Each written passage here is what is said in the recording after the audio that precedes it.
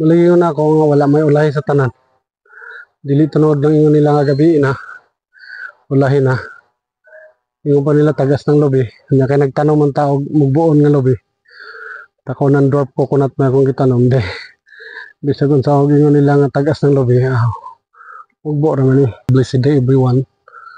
Another day, another blessings na sad gyud kay murag nipakita naman, nihayag-hayag naman ang panahon. So nila pod kadlaw nga nag-start og ulan, makahappy pod siya kay labi na og parang ani siya ang akong takonan ng mga labi na to didto gani nindot kayo kana siya to pa okay gid siya. So nga nara ang area na munin kon nga area akong area pa ingon dito sa taas medyo kuan na gani dito, medyo dagan na sagbot. Dagan na siya sagbot. May mga nag-advise na ako nga sprayan ako og Roundup. So sa mga naka-experience about Roundup is kung okay bagid siya, kay naman po yung mga comments about sa Roundup nga kuan daw siya kanang maka umaw sa yuta. Ang nutrients sa yuta is mawala. Hindi na daw healthy ang yuta. So ako pong una nga di man pod kayo dako ning area murag part sa akong pasingot everyday kaya ra na ako di siya lampason pa ako ra kung kinsa tong naka-experience about sa Roundup kung tinuod ba gid siya nga maka-daot sa yuta or dili comment lang mo sa comment section aron ma-share po din yung experience. So atong area no grabe na ta sa high ground no naka high ground ta which is overlooking gid itong napita overlooking kayo. Nanindot yun siya. Manang padayon lang kung unsay atong mga pangandoy. Unsay hilig nato. Ako is nahiligan mo ginako nga magkuan ni. Kay pwede pa man ko magtrabaho. So wala gyud kuan, wala gyud ulahi. Kay mo yung bitan ng uban kani maghakot po ta sa pagpanghakot ani mga patumsan kani mga sidling sa niyog nga moana nga. Oy, wa na gabi na.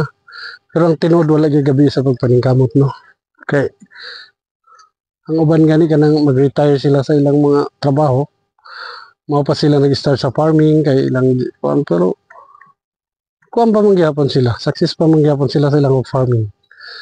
Kay Muslim na mangyapon nila. So kung mag-amping lang punta sa atong lawas ako it's bata-bata pa mo sa dinunta. Layo-layo pa man ko sa senior citizen. So kuan pa gyud. Okay po yung kayo nga kaning pag-farming. Kanya akong ipang tanom is dali rasad.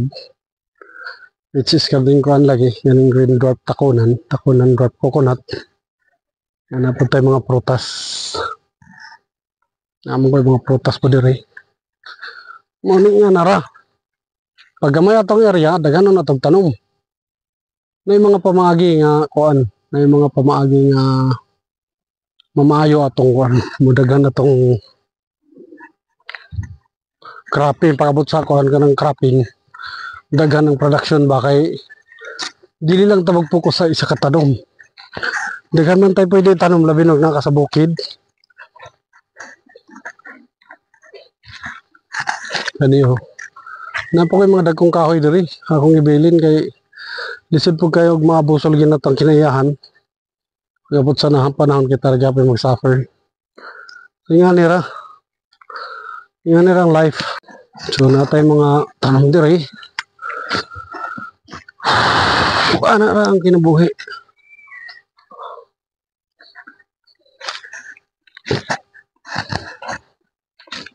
Para ani di atake siya og kuan. Mamang katon lagi mo pero at least naka-recover na siya. So waiting na lang itang bunga. Ani Mara takunan nindot ang tubo sa mga lubi napunto kay kamote kamay update sa atong kamote 3 weeks na siya pero tanaw 3 weeks sa atong kamote wala na kanat na so mga kaugyapan dani pohon pareha ni bisag nakatago na siya sa may punuan Ah, na naman ka dyan space dito pero wow, pawaw ka. So ang source sa tubig is dagang yung tubig karon, lukso-lukso ang tubig awas pa. Overflow ng tubig. Kung nga ni kakuha ng tubig, di kita makabsan. Dito makabsan ng tubig. Nindot ang area, na tubig.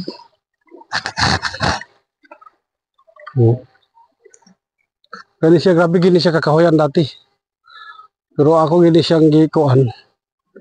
Ako ni siyang giguba. Ngani, kaya gibilin yapon ko. Kay di man ta makakuan. Di man ta makakuan sa atong lubi kung dagan ang kahoy. Pagabot sa panahon nga dako natong lubi yung putol ta sa kahoy, madami siya pun siya. So paguba na ginako tanan. Putol na tanan. Nasa mga mais, so tambok ko ng mais. So pag magbukid ka,